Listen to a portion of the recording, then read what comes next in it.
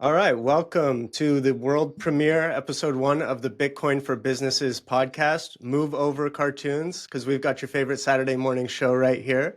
So tune in each week as this amazing cast that I'm about to introduce covers the week's breaking news in Bitcoin and business.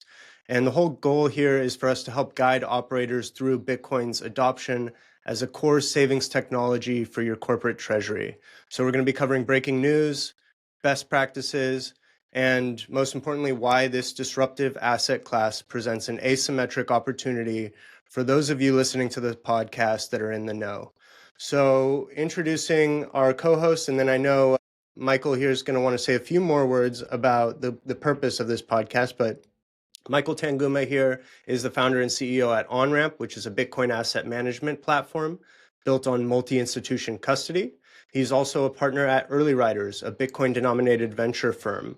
Liam Neeson, or sorry, not Liam Neeson, but that's kind of funny. Liam Nelson is also a partner at Early Riders and has a background in private equity. And Matt Ball has been contributing to the Bitcoin space for years and recently went full-time into Bitcoin, joining as head of design at Onramp and head of product at my company, Acropolis.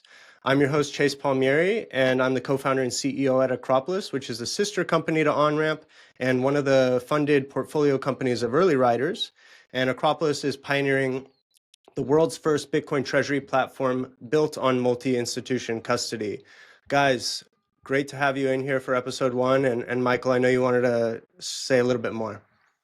Well, I just first have to say mic drop because Chase, if that opening was indicative of your hosting skills, you're going to absolutely crush this and excited to be here. Also excited for a Saturday morning rip. I used to listen to Yusko with Ippolito from Blockworks, and it was always a nice one, especially in the summers when it's a little quiet. But yeah, as Chase alluded to, I think where I'm really excited about this, and I think us as a group, really stems from two functions. One is my previous role building Unchained. I really felt the pain and the gap in the market for serious businesses that were allocating to BTC that knew they needed to get their keys off of an exchange, but they ultimately couldn't get their board, their shareholders, and the fiduciary, anybody managing other people's capital, comfortable with private keys, seed phrases, and everything under the sun. And that's really where multi-institution really stemmed from. The start was just the reality that there was a need in the market, and then naturally OnRamp stepped in, and then obviously Acropolis is filling the gap on the corporate and SMB side of things. So that's really the excitement part, but also around the notion that there's a lack of, we know enterprises and businesses are adopting Bitcoin at a feverish pace, but around the implementation and best practices just aren't being discussed. You hear a lot of concepts across the board we'll be talking about week after week.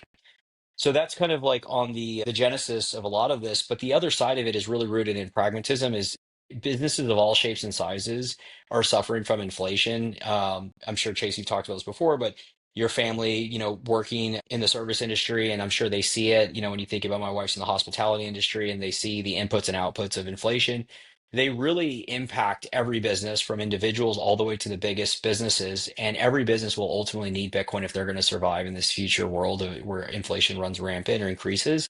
And so it's just a paramount focus for the market to grow, but education, goods, services to be able to be distributed and discussed. And it's kind of a crazy thing because just how multi-institutions, wild that it didn't exist, and we're the ones that really pioneer it. Very similarly, it's kind of weird that there's not a Bitcoin for Businesses podcast. And so naturally, what I found in being in Bitcoin for the time I have is if you have a good idea, it's usually probably a really good idea, and you should act on it. And so really excited for us to be here and everyone else to join from this group to commit the time, but then also the listeners, and hopefully you can like, subscribe, share, and tune in. We'll do it bi-weekly to start, but depending on how much interest there is, maybe we'll shift to weekly and extend ourselves even further in this whole ecosystem. Yeah, and Liam, did you want to say a couple words? Just say hello to everybody, introduce yourself maybe a touch more. Yes, super excited to be here. Thanks again for having us. I think we're in really early stages, and there are a lot of people who are on both sides of things who think that everybody needs to go 100% in on Bitcoin and just try to kill fiat as fast as possible, and that should be the sole focus of their business. As well as on the other side, there is the idea that people should have no Bitcoin exposure at all, or not even be thinking about it from a business perspective. And the reality is honestly somewhere in the middle, where people need to actually run a successful business. Otherwise, they should just shut it down and buy Bitcoin with it. But the reality is Bitcoin is one tool in a massive toolkit that businesses really have in order to create better outcomes for themselves. And that's kind of what we're here to talk about week in and week out. Yeah, and it's not an easy tool to know how it fits into HR versus treasury and all the different kind of functions in a company. Matt, you've been working full-time in Bitcoin now. You've been behind the scenes with a lot of interesting Bitcoin projects, but full-time now for like a week. How are you doing? Doing well. It's a blessing to be able to work with this team, and super excited to be on this pod and kind of cut through some of the noise in the sort of Bitcoin for business space right now and kind of deliver that signal. So I think it's a great opportunity and really excited to rip with you guys bi-weekly for the foreseeable future. All right, great. The pleasantries are out of the way. Let's get into the signal. I'll go ahead and kick things off with one of the topics that I brought to the show today, which is the fact that this week Ledn got rid of all of their crypto-backed loans and decided that they're going to focus on Bitcoin-only loans. To date, their book was already 98% Bitcoin. You can imagine that as Bitcoin becomes, greater market share in the crypto space in general, this was kind of always going to be the path that the asset class went down. It was always going to make up the majority of capital for any of these projects, platforms, exchanges that do crypto plus Bitcoin. But really interesting to see a company that has been dabbling in ETH-backed loans and other crypto-backed loans kind of pull back and say, no, you know what? Our clientele wants us to be focused on Bitcoin only. It's a simpler business to execute on when we can focus on just one asset class. And so it's 98% of our books anyway. And so they've gone exclusively to Bitcoin only. I'm curious, Michael, do you think that this is something that we're going to see a lot of other companies that have kind of dabbled in crypto more broadly pull back and get back to Bitcoin only roots? Or is this maybe a one-off because of the lending space and the nuances there? Yeah, I think it's a great question and kind of a symptom of time in the market because historically, and it's still the case, it's very hard to raise capital from traditional venture capitalists and having a singular view in Bitcoin only. It's still today, let alone you go back 5 years. And it's kind of my journey into getting into venture and really the early riders theme as well. But what I think happens is it's actually the most pragmatic and rational thing to do. But whether it's the entrepreneur not really fully grokking that it's Bitcoin as a signal or having to offer other services because you have to raise capital, it brings out lack of focus. And that's why you see exchanges. There's no shortage of exchanges and proliferation of even like you think about ETF flows are drastically disproportionate to BTC, but something like Bitwise focuses on everything under the sun. What I think ultimately happens, and we've seen this, is if you have that lack of focus, that means, you're obviously having trade-offs in your core business, and the flows are in every respect denominated in BTC, whether it's custody, trading revenue, clientele interest.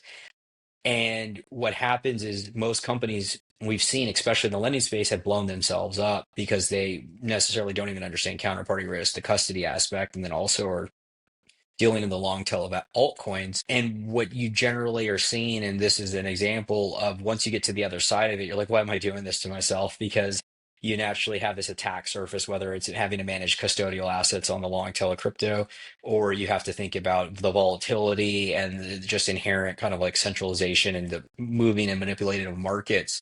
That I think if you're long enough like Ledn to stay alive, it's the rational outcome to say, well, like maybe I should just focus on the thing. And that just makes you a more efficient business. So I think that's kind of like the trajectory with the one caveat that as the market gets more sophisticated, you'll just see more capital and funding for just Bitcoin related businesses because it's just the prudent thing to do if you're a business owner or a capital allocator. Yeah, I agree. Especially, I mean, Ledn's business model is Bitcoin loans or crypto loans in the past. And, you want to have loans on the best performing asset that actually has gone up over time because otherwise you would just sell it and take the capital gains hit rather than taking a loan out against it. And Bitcoin has appreciated more than others. Not to say that many others haven't done extremely well over different time frames, but especially recently, Bitcoin has outperformed most others other than maybe past month or two. So it just makes sense to focus there from a only limited bandwidth perspective. With the respect of, Bitcoin only businesses, I I maybe don't necessarily agree that all, consumer facing businesses will be Bitcoin only. I think Bitcoin and digital assets have been necessarily grouped together because the industries had to be kind of pirates or operate with maybe vague laws around them rather than having clear rules of the road. And I think in the future, you're more likely to see Bitcoin grouped in with like just typical stocks, other financial assets that people typically have versus Bitcoin and ETH, Doge, Solana, whatever fart coin under the sun. It just makes more sense because people want a unified experience when they buy their assets, just like a Robinhood or wherever it is, unless with the caveat that I'll make, unless you're providing infrastructure like sub custody for a bank or something like that, is when you can offer Bitcoin only financial services. Unless you want to be kind of a niche player in the market, which can certainly happen and kind of be a niche player that continues to be profitable. But I just don't think that's necessarily how the majority of people want to interact with financial services. I guess, Matt, kind of teeing it up for you here. We see a lot of Bitcoiners. We know a lot of Bitcoin maxis. They really only want to use products and services that speak to that Bitcoin only use case. They really don't want to use a service that's meddling in these other things. So if you're really going to capture the Bitcoin market share, and those hardcore Bitcoiners, you kind of do need to commit to not dabbling in the other stuff. So honestly, from maybe just a market share perspective, it's almost a good call to go Bitcoin only because it's only incremental dollars in the crypto side and it adds a ton of confusion. So what do you think about this idea of, businesses that have been doing crypto doing Bitcoin only? Yeah, I think this is a great case study here. I mean, they came to market with just crypto. They were offering Ethereum loans and Bitcoin loans, and then sort of their customer base, their users kind of informed their next pivot from that. So 98% of the loans were backed by Bitcoin. The rest were 2% Ethereum. So that sort of was an opportunity for them to make a pivot.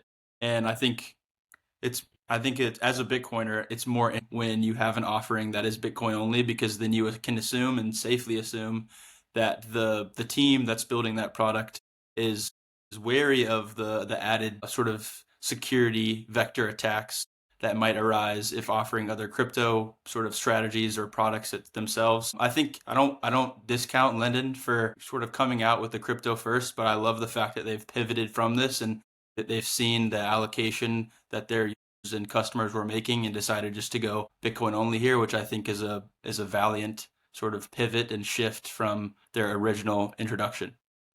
Yeah, I think, you've obviously seen a value in being Bitcoin only in your own career. I can see a lot of enterprises seeing value in being Bitcoin only for that level of focus as well.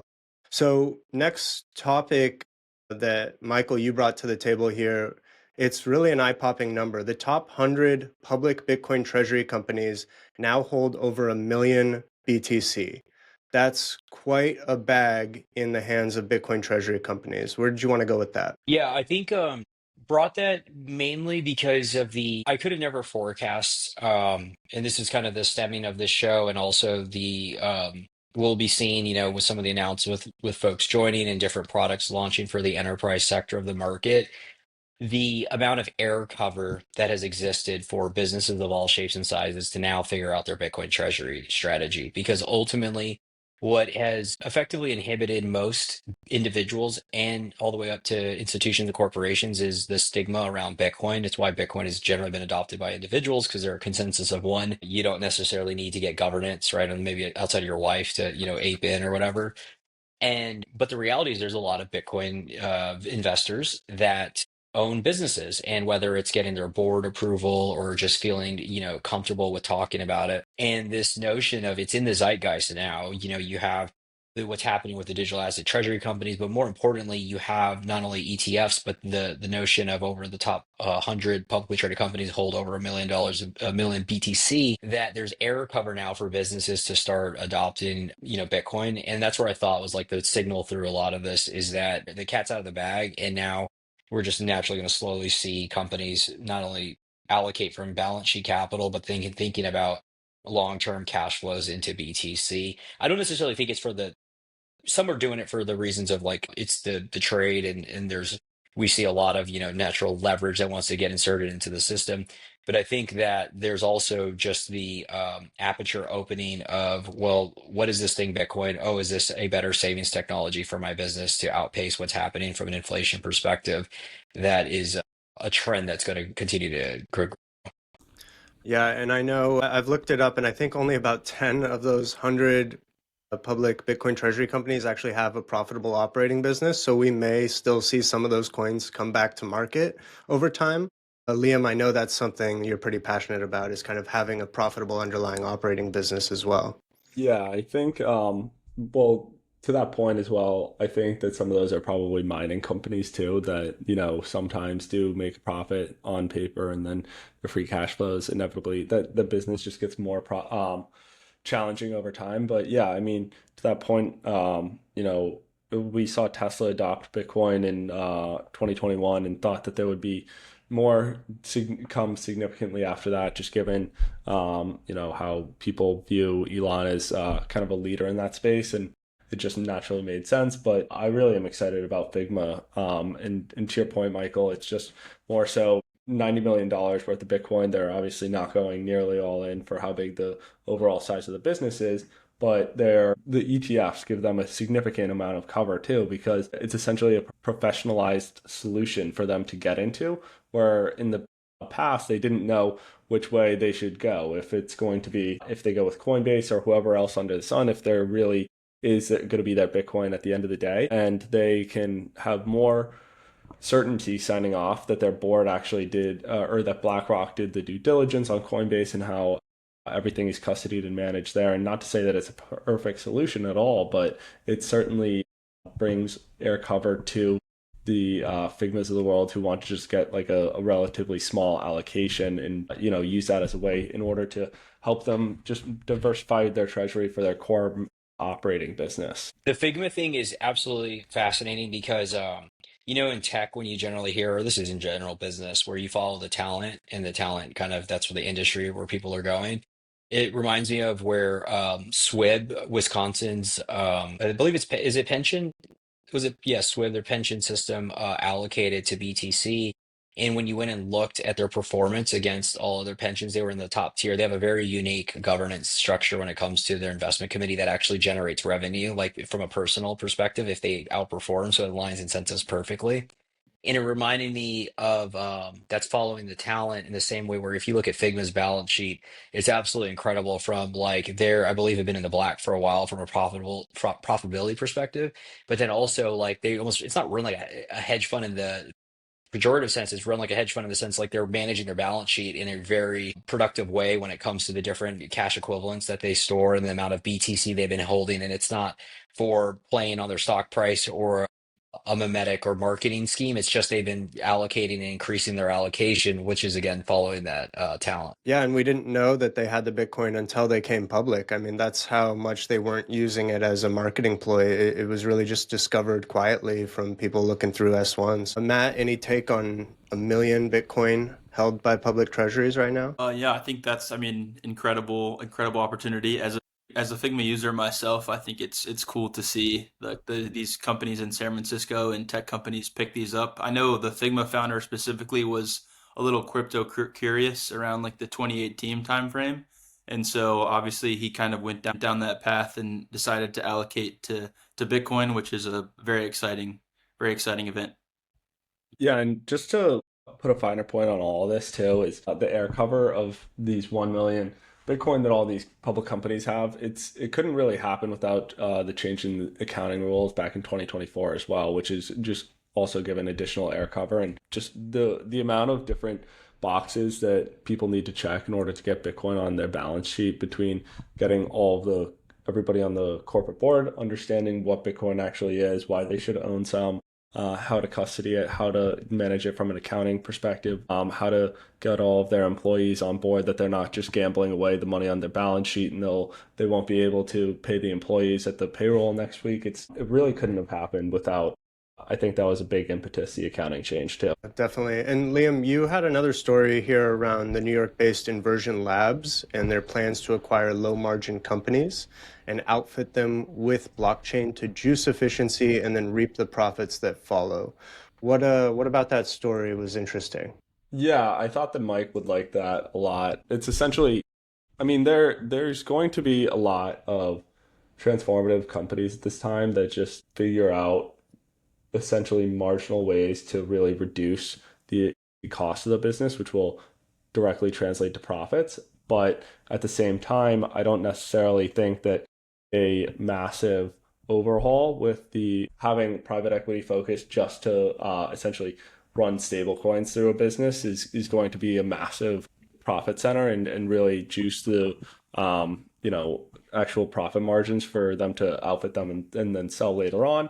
And so I have a lot of hesitations and reservations around if this will actually be successful. But just with all the noise in the market right now, I thought it was super relevant to share. I think Yeah. maybe teeing you up, Michael, one thing that's interesting about inflation and how it affects businesses is how it shrinks their margins. I don't think people who just experience inflation in their everyday life kind of understand that that's the downstream kind of waterfall that results in shrinking margins. Can you maybe touch on that as well when you kind of touch on what Liam was saying? Yeah, I'll touch on Liam's, and I think the what you're referring to kind of ties into the we'll pull up the businesses, the number of businesses that have gone out because that'll kind of like correlate to kind of the fundamentals being dislocated. I think the thing that Liam shared, what I want to touch on, and I think doesn't get discussed enough, is the play today for businesses is really the buy and hold. The market has not developed, and this is objectively, not subjectively, like the market has not developed around yield generation in Bitcoin. For 15 years, people have promised and tried to do it, and they've blown themselves up. There's probably some small niche hedge funds or market makers that can do it, but at a very small scale, it's really hard as you increase the amount of Bitcoin you're holding or just dollars in general to hit the return profile or benchmark. Why I bring that up is because that's a common narrative that's coming up together. It's on the most innocent side. If you figure out the trade, just custody it, don't get, thrown into the loop of how do you generate more, incremental yield on the BTC. But it's also thrown around a lot with the version, I think the 2.0 version narrative of DATs and what will come is, well, we're going to accumulate a war chest and then we're going to go allocate it to get Bitcoin denominated financial services to generate yield. And it's a really great story. And I would encourage anybody that listens to, this is kind of the difference. And I think some of the thoughts we'll be sharing is for 15 years, nobody's been able to do this without blowing themselves up. And so I don't think that in a long enough time horizon, Bitcoin as a financial asset, you will be able to monetize it and do other things with it. But we're so early that the market actually hasn't coalesced and figured out a somewhat risk-free rate of return. And so that's really the call out there is I think there was a lot of language or marketing spin of how they're going to generate some incremental yield to bring that back. And you're going to see this with the digital asset treasury companies on the staking side because everyone loves passive yield and income. And so that's how they're going to wrap around the innovation and go buy my, DAT versus the underlying.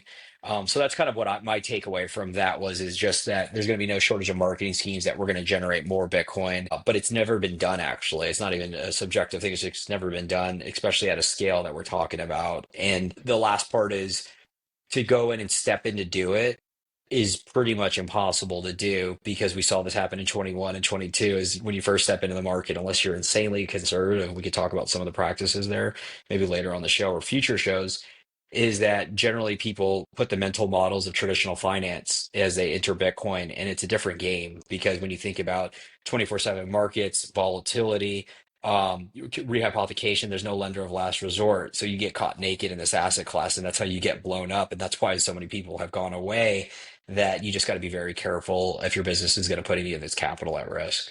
Yeah, at Early Riders, we've seen a bunch of these decks and et cetera that just, not even that we would take them seriously, but just from the amount of capital that they're able to raise. And it's just literally mind-boggling that so many people can really be interested in this. It's in Bitcoin specifically, you don't want to be on the cutting edge of your savings and putting your savings to work. You actually want to, there's a lot of value to being very kind of slow, methodical, using tried and best practices that are actually tried and true, etc., rather than trying to figure out something new, especially when you have a significant amount of capital on the line. And so anytime that somebody pitches you something too good to be true, it honestly probably is, and that should be the best practice of how you think about the industry as a whole. Yeah, I'm thinking how many of that 1 million BTC that are being held by the pubcos are taking single counterparty risk right now? Probably most of it. Yeah, that's exactly right. Matt, any words on those topics there? Shrinking margins, inflation affecting businesses, chasing yield with your Bitcoin instead of just, sitting on the performance at a time when we're just going up the S curve of adoption? I think you covered it well right there. I think you guys highlighted I think if we want to go to the inflation and margin compression, so there was an article that came out. This was from Zero Hedge, but they were citing Newsweek, which the title was "Large U.S. Companies Are Going Bankrupt at the Fastest Pace Since the Global Financial Crisis." And it shows, according to Newsweek, 446 large companies filed for bankruptcy during the first 7 months of this year. And, if we could encapsulate what the purpose of Bitcoin for Businesses, this show, and in general, Bitcoin is the notion of it comes at it from multiple facets, but I guess the two sides of it is from an individual perspective to a business or a sovereign. When you dislocate or mess with the signals, the underlying economics, or distort the money supply and the cost of it, that cost of capital, it makes it very hard to plan in CapEx, OpEx, and investments in your business. And so we've seen this whipsaw back and forth for, frankly, 30 to 50 years. But really just look at post 2020, when 2021, everyone understands kind of that was like the peak craze in traditional VC and kind of capital dislocation. Everybody was, getting the raises, the valuations. But then ultimately, as the Fed whipsawed and started to raise interest rates, businesses became incredibly the economics didn't make sense. And so there was another example about 4 weeks ago came out. Open Store, which was an aggregator, raised that, I think it's peak $1 billion valuation by really big venture funds, Founders Fund, I believe, and Keith Raboy was the CEO. They recently had to do a down round at least, I think, $50 million valuation because the business just didn't fundamentally make sense. That's what happens when you distort the cost of capital. On the other side of that is structurally, given the amount of debt, it's structurally impossible not to increase the number of monetary units because the entire system would delever. And once somebody understands that, well, then they understand that inflation only picks up at an accelerated pace. That's what has happened empirically over the past 10 plus years, but specifically the past 5 years post-COVID. But to what Chase asked earlier, inflation doesn't happen in a vacuum, meaning as the goods and services rise, if you're a business and it costs more, whether it's the cost for your employees or the cost of your inputs, if you're whether it's you're building a house or if you're a hospitality group in a restaurant and everything that goes into the ingredients costs more. Well, now you have to make a decision. Do you raise your prices or do you keep them constant? If you keep them constant, well, now you're having margin compression because your constant prices, there's a gap between what you had to pay for the inputs. If you raise the prices, well, then that naturally, to keep up with inflation, well, that's really where two things happen. You're lowering the amount of revenue because it's not in a vacuum again. Just because you raise the prices doesn't mean the same number of people are going to continue to buy the goods and services. And this is something everyone probably feels and maybe can't put a finger on it, but there's been a visceral degradation in the client services, the product, everything we touch and feel feels a little off, whether it's the amount of like calling the, airline and you got it like, just either if you can even get them on the phone, it's like, who are you talking to? But ultimately in goods and services across the board. And this is like a cousin of shrinkflation, right? And so I think that's a really big, this is where, so you add all that together and you see, again, the largest number of bankruptcies since the '08 crisis. And this ties into what Matt Ball and we were talking about with Figma. At the end of the day, like there's a lot of ways to slice this. One of them is in the same way it'd be crazy for a business not to adopt SaaS or adopt AI. It's just like upgrading your tech stack. it's going to be looked at in the same vein as if you don't upgrade your savings technology, where you're just going to get outcompeted away.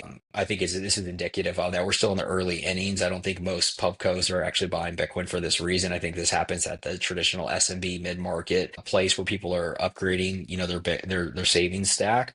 But we're still early, and as inflation runs and the Bitcoin price runs, and podcasts like this and the tools and services like multi-institution to make it easy for a company to aggregate material amounts and not be worried about a single custodian or holding, hardware devices, we will see this, industry and specifically businesses adopting Bitcoin. Yeah, I mean, if you look at just my family restaurant, to your point, when inputs go up, you either have to decide, are we going to put less pasta on the plate? Are we going to downgrade the quality of the ingredients, or are we going to charge our clients more? But you can't just hold constant because, otherwise you're taking on that additional cost. One other thing that we're seeing now, we saw the rate hiking cycle. Now it looks like we're going to see the beginning of rate cuts, which is still a manipulation in the price of money and the cost of capital. But it's somewhat predictable to think that the $7 trillion or so, that's rough estimates this week, of money that's sitting in money market funds, once those rates drop, that they might start looking around for a better performing asset that does a better job of keeping pace with true inflation, not just CPI. Do you think, this is for anybody here, do you think that 7 trillion trapped in money markets today is going to start looking at Bitcoin, or are we still too early to see it choosing that asset class? Yeah, I mean, you can't help but feel that as interest rates go, everyone's going to get further out on the risk curve. So I think you will see that. I think your main point, this was a big aha moment, and during COVID, there was like a local Mexican restaurant, taco shop, and it was super innocent, but like they had a board with the prices of tacos, and they were all market priced. I mean, they had like, it was like if you're going to a butcher or like a fish place, like it was all tape over it. This is tacos, right? Like a taco, Texas costs $1.50 or whatever. And I just had this visceral feeling of, oh God, like not only do they need Bitcoin, but if they adopt Bitcoin and the taco shop across the street doesn't, it gives you, and this is really the crux of like adopting a Bitcoin treasury, is it gives you optionality on, well, you can not have to increase the price because your treasury, your savings is increasing at the rate of not faster than inflation, so you can keep pace. And again, inflation is happening in a vacuum, so your competitor is having to increase the prices, lower the quality of service, while you're not having to do that. And that's the thing that I think happens at an independent level, is it's all Darwinistic, right? It's like if you don't protect yourself, well, then you're going to have less to be able to spend on what you want. The same way businesses are eat or be eaten. There's a great book, Hardball. Are you playing to play? Or are you playing to win? And the whole objective, it's a moral imperative for a business to win, because that's how productivity grows. That's how a society grows. And so the businesses that are playing to win are going to adopt BTC. They're going to have better goods and services, and they're going to outcompete and end up purchasing their competitors, or their competitors are just going to go out of business. Yeah, I think that's a great point. And one thing that I haven't really thought about quite as hard as I need to, but it's just the idea of having all of your suppliers and customers adopt Bitcoin as well, because over time, if as long as your competitor doesn't adopt it at the same rate as you, over time they're going to have more optionality to reinvest in their manufacturing facilities, the product, to increase the what the actual core inputs are to whatever you're producing, and then over time your suppliers will have more time to actually buy more of your products and services, reinvest in you too. And so it's a weird game where you actually don't want your competitor to adopt Bitcoin, but you really want all of your customers and suppliers to adopt Bitcoin as well. And so while there is something to being open in the market about actually adopting Bitcoin even as a private business too. Hey guys, a quick word from Early Riders. If you like concepts like Bitcoin as a hurdle rate, as well as following along with everything across Bitcoin infrastructure, Bitcoin startups today, I highly recommend you check out Early Riders and everything that we're doing there. We're putting out a ton of research, so please subscribe at earlyriders.com/research, and please reach out if you're ever interested in how to get involved. Thanks. Yeah, I think we talk about Bitcoin on the balance sheet in a very defensive way a lot of times, like guard yourself against monetary debasement, protect yourself from margin compression. But Michael and Liam, to your guys' points, it is an offensive strategy as well, because if you don't have to raise your prices, you can go out and capture more of market share. There are are a limited supply of dollars and customers in your sector. And if everyone around you has to raise their prices because they're not sitting on Bitcoin in the treasury, and you can keep your prices constant or even potentially start to lower prices over time, even if on a kind of a input to production cost basis, it's net negative, but you're able to capture market share and your treasury is, outperforming. So you're still experiencing that enterprise growth that you need to show investors. You're really able to kind of single-handedly start to gobble up a market. Yeah, I mean, it goes back to the trope. I don't know who coined it, but the best defense is a good offense, and it just so happens to be, Bitcoin is offensive and defensive. I think what Liam said is interesting in the sense like I think you want everyone to adopt Bitcoin. That's the beauty of Bitcoin is it's not a zero-sum game, and by notion of getting into Bitcoin, if your competitors are buying it, they're buying not your bags, but they're increasing the price theoretically. And then you just get back to competing on kind of just traditional business fundamentals.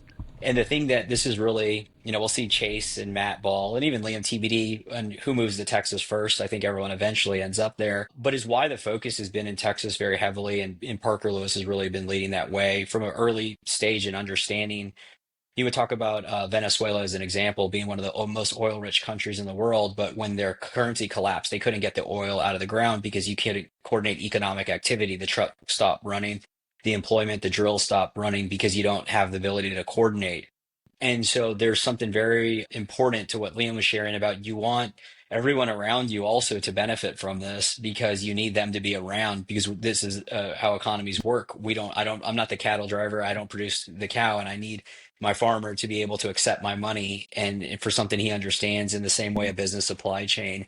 And so there's something deeply important about kind of that full stack managing that, or they're going to be kind of you end up in a place where you end up exposed if you want to be able to purchase goods and services and things you need. The person went out of business. 100%. And the core part of everything is the employees really make up the company. And by adopting Bitcoin, you're going to be able to, increase the amount of your purchasing power, which translates to everything, just as like investing in capital expenses, R&D, whatever it may be under the sun. And if you have more capital, you have more capital to attract the best people in the world, and the best people in the world want to work at companies that are growing. And so it becomes this like reinforcing flywheel of adopting Bitcoin allows you to get more money, which allows you to get the best people and create the best products and services. It's interesting. Yeah, you want Bitcoin for yourself, but you also want everybody in your industry to have it because then everybody in your industry is creating better products and services. Iron sharpens iron, to Michael's point about your competitors adopting Bitcoin and everybody around you too. And TBD on Texas. Yeah, TBD on Texas. I think it highlights a pretty big ethos point of Bitcoin in general, like the whole Bitcoin is for enemies.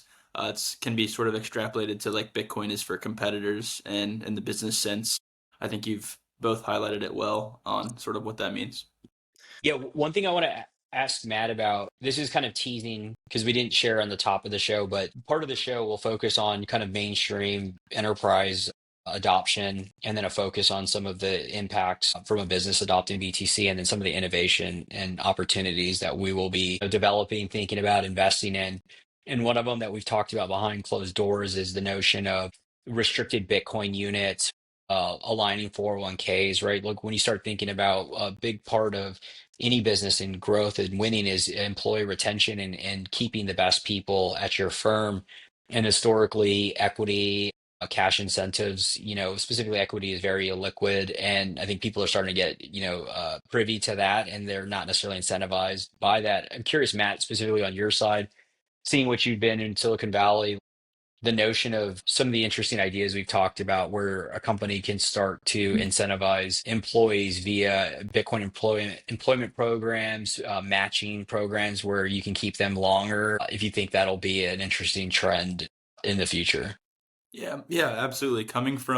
Recently coming from GE, which is like a Fortune 500 company now, to living in the Silicon Valley area and seeing just a very different landscape of people. Like, for example, at GE, I would reach out to finance executives pretty regularly and sort of get a pulse on their stance on Bitcoin and their general sentiment. And even our 401ks and our retirement savings plan, we weren't allowed to self-direct or sort of allocate to even the basic ETF offerings, which I think was a big it's a big sort of holding back point for the employees, right? Like if you want to grant them that permission, that's certainly also sort of a freedom aspect as well when you're saving for retirement and you're able to sort of do with what you want with that money as you see fit. If there are limitations there, I think that can potentially be a big problem.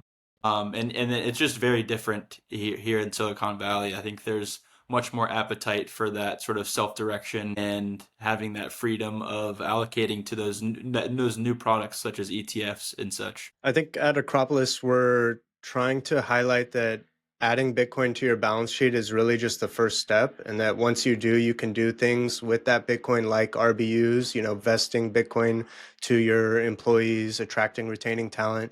But another thing that I had on the docket today that I think is interesting because I had on the other pod, on the Acropolis New Foundations pod last week, the co-founder of Arch Lending, Bitcoin-backed loans platform.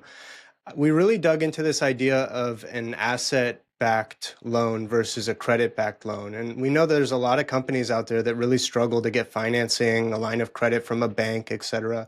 Once that Bitcoin's on your balance sheet, you can borrow against it for operational needs, and you don't have a gatekeeper. You just need to post the Bitcoin as collateral, and you can get that liquidity, sometimes in hours. So maybe just kicking that over to you, Michael. Do you think this idea of having this asset-backed loan availability is a game changer for small businesses or businesses with bad financials or in industries that don't easily get funding? Yeah, I love that you brought this up. I wouldn't have had this opinion if I didn't have a conversation a few days ago with a client and, potentially on the early rider side, something that we look into from an investment perspective is what you just described. It was referencing, we all have our like myopic or singular views, and it's helpful to take a step back, right, from either where we come from or just different markets.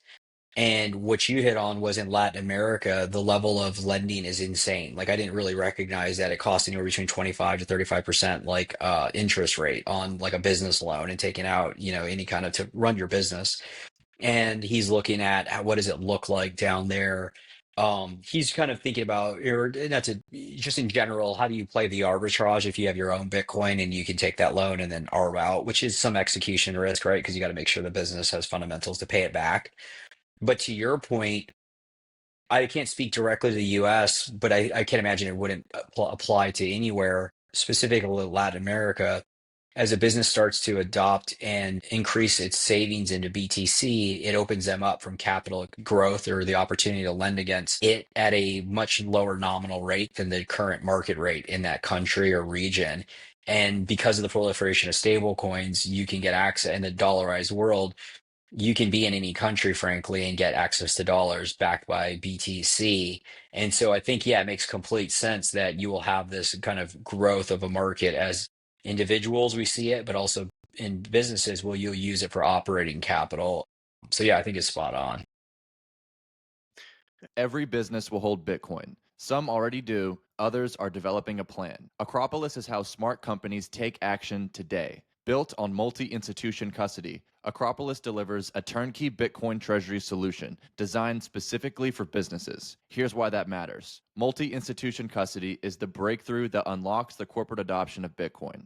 It eliminates the need for employees to hold private keys and removes reliance on any single custodian. Instead, Bitcoin is secured using a 2 of 3 multi-signature quorum, where each key is held by a separate, regulated institution. No single party can move funds on their own, eliminating single points of failure and greatly reducing risk. We act as an extension of your treasury team, managing institutional-grade custody, insurance, continuity planning, and strategic advisory, so your company can adopt Bitcoin confidently and securely. If your company has been sitting on the sidelines, unsure of how to get started, or worried about getting it wrong, this is your signal to reach out. Visit acropolistreasury.com and schedule a consultation with our team. Bitcoin is reshaping corporate finance. Don't get left behind. And you mentioned stablecoins there, Michael. We've got some big news out of Tether coming to the US today. Should we dive into that?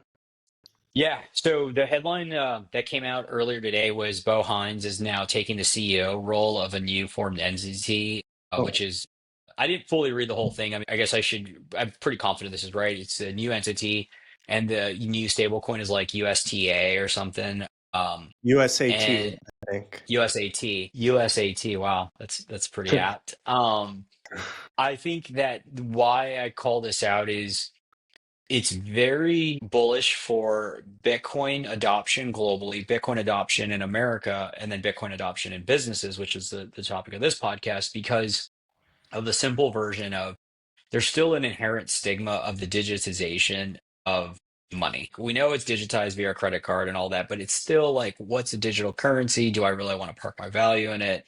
And Bitcoin is a big leap. Like if we put ourselves back into, adopting Bitcoin for your own personal balance sheet, this notion of magic internet beans and putting all our money is still a very foreign concept that I think as an industry we still don't fully know how to grapple with and communicate. But the notion of digital dollars is pretty straightforward, and especially for businesses, when you think about remittances, cross-border merchant and interchange fees, and all of that is topic du jour when you talk to banks and everyone.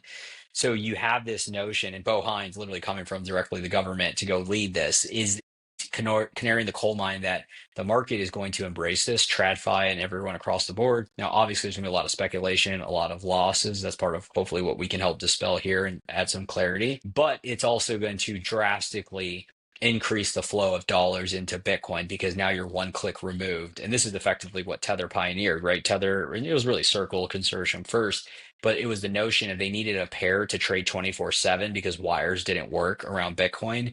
And this is that extension, but the orders of magnitude greater when it comes to just global liquidity into BTC. Yeah, Jack Mallers talks a lot about the USDC or the USDT and Bitcoin pair, and that as the float of stablecoins increases, by definition, money's going to find its way into Bitcoin. I'm not sure I've totally grokked how that works. If anybody here can kind of explain.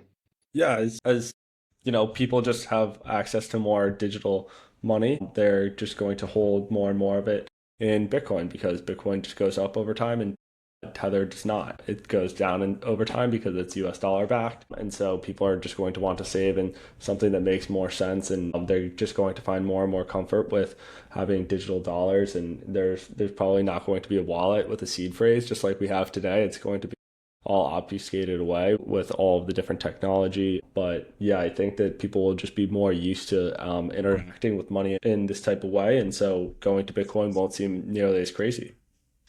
Yeah, I think that's right. Maybe one piece missing is if you're ready, the big gap is getting your analog dollars in the bank account or in your physical, cash account or under your mattress into Coinbase or the exchange. You think about the wire, and that's just kept a lot of people out. They want to generally buy from their bank.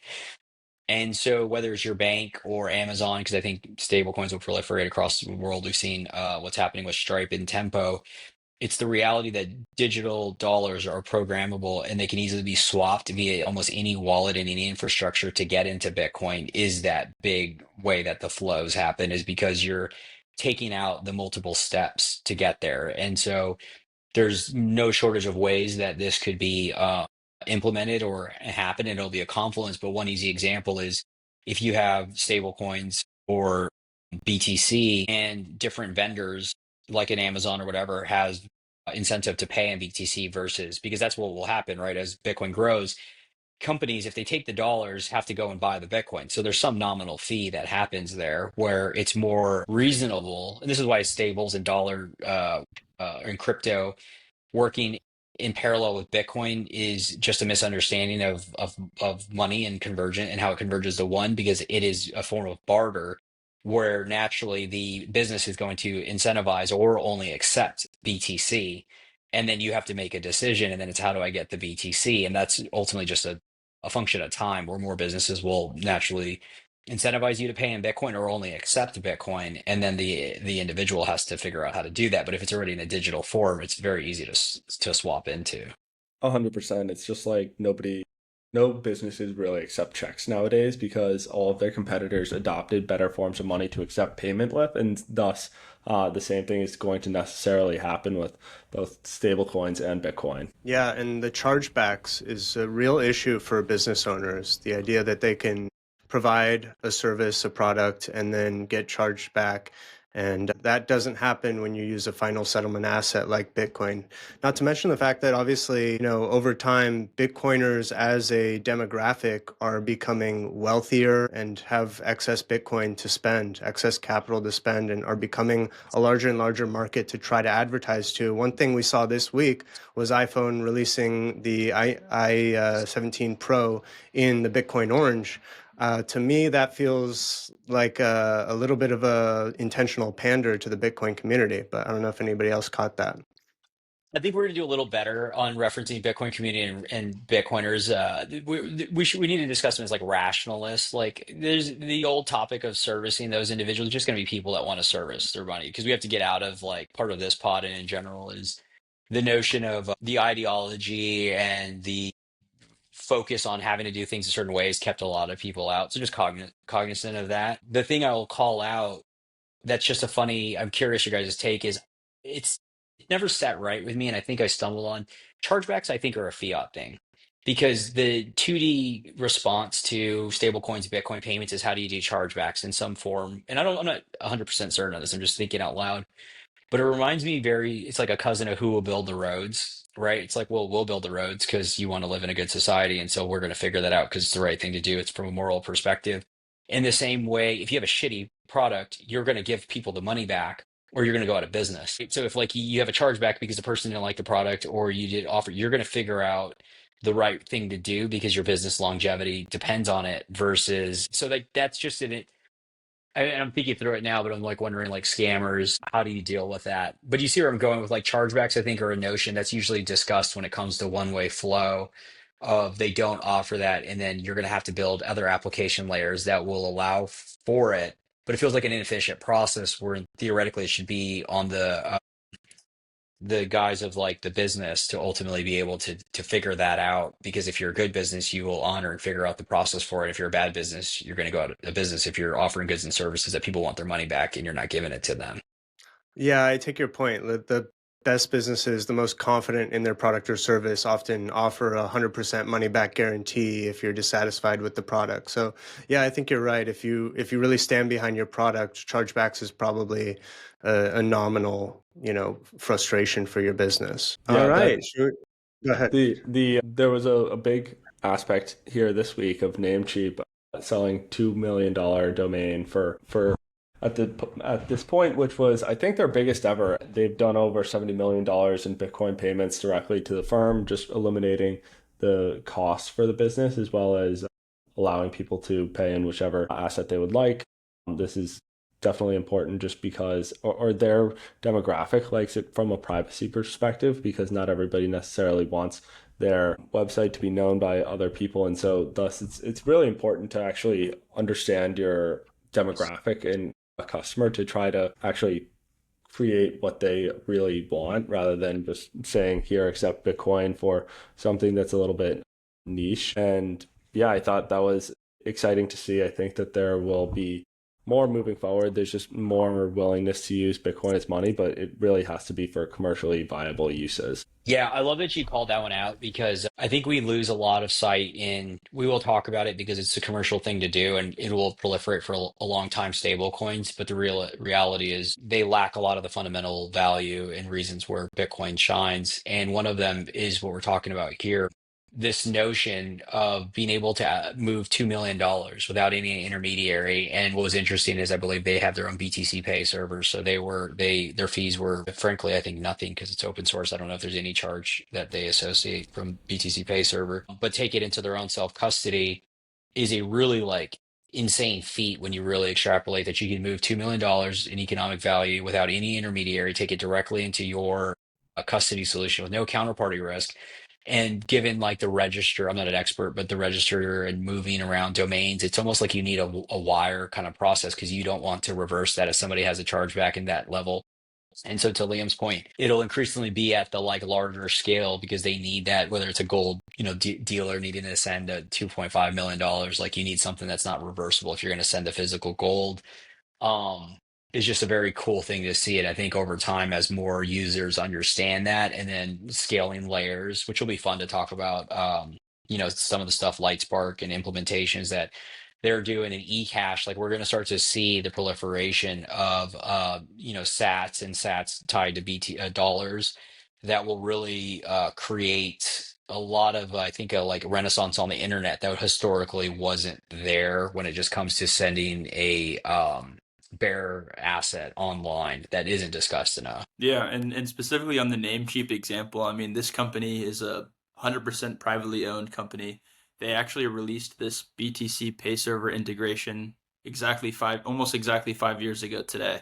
And so this has just been something that they've offered, and they've kind of been slowly accepting Bitcoin as a payment as a part of their domain, just all of their domain services. And now we see headlines coming out about these large transactions that will be coming in, and that will just continue to happen. And Namecheap is a shout out Namecheap. They're a great company. Yeah, and excited to see that they're fully doing the BTC Pay server stuff. Yeah, I think we should go around and do final thoughts from everybody just so we could keep it within the hour. I'll go ahead and do mine first just because it relates to this Namecheap story, which is that with Bitcoin, we know that it's mostly being treated as a store of value right now. We get a lot of people outside the Bitcoin community that complain, when are you going to buy coffee with it? It's not a medium of exchange. It's not really a currency.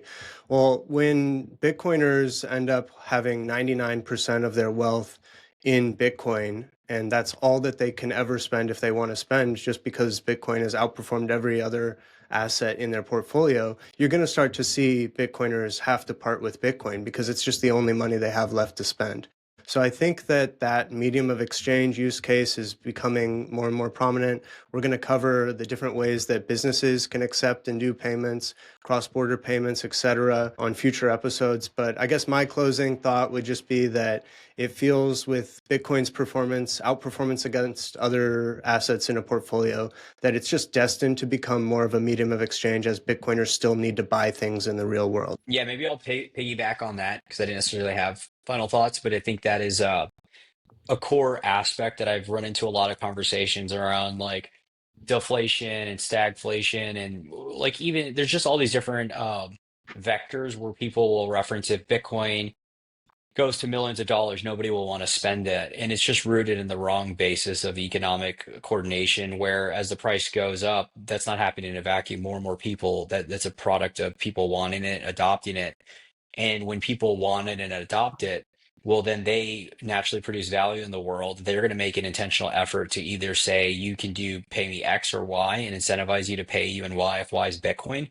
Or they can go as far as saying, you can only get my goods or services if you pay me in Bitcoin. And so now the other side of that market that treasures their Bitcoin, if they want to eat and get that cow, they're going to either pay in Bitcoin or not eat, right? And so that's the last part, is Bitcoin's adoption is embedded, is more and more people want it and more people will demand it for its goods and services.